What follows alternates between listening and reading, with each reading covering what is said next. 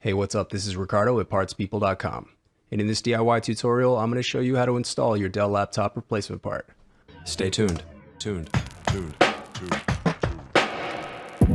Parts People. Shop for parts. Install them yourself.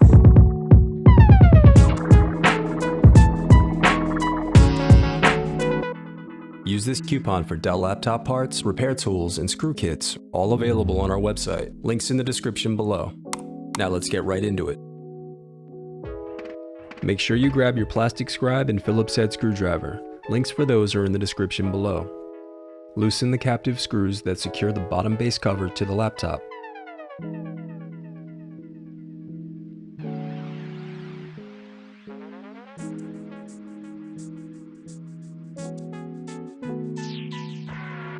Then use a plastic scribe to separate and remove the bottom base cover.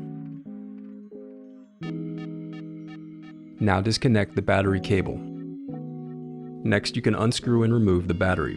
There are two types of battery options for this laptop. The 4-cell battery shown in this video is the larger of the two and holds a longer charge. The 3-cell battery holds a shorter charge. So if you're looking to upgrade, the 4-cell battery would be your best option.